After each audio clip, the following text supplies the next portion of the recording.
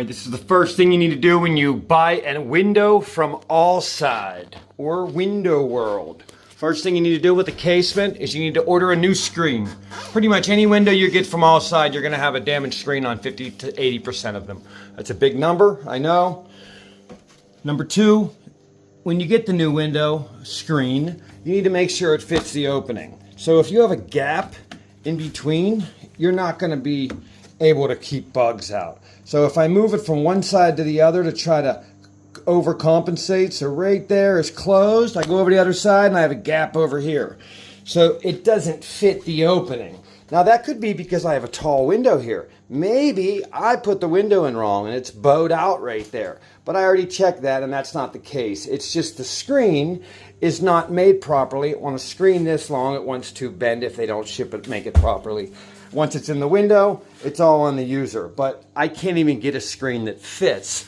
Every seam is cracked. It's just a crappy screen building process they have going on. Second thing you need to do is you need to tighten these things up. These things hold the screen on. Usually when they come, half of them will be just really loose. They won't stay on the actual screen. So you need to tighten them up with a Phillips. Sometimes you need to loosen them in order to get them on and off the screen. Like this one's a little bit over tightened, I think. It works.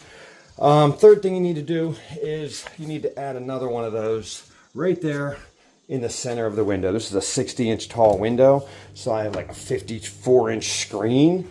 In the center, it's not even sitting flat. So you need another little bracket there. So I'm gonna have to edit something and put something on there.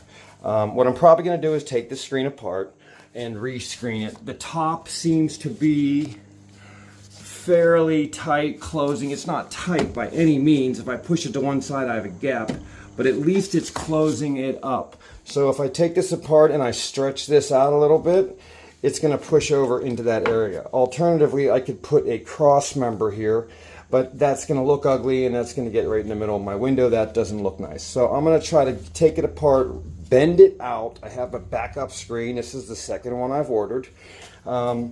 And I'm gonna try to bend this track right here, get a little bit wider, and then rescreen it. I have a new screen if this one is not large enough. But I need this to sit flat. I need the tension on it to keep it tight against the window. Then I'm gonna add them 2 screws, and we're gonna go from there.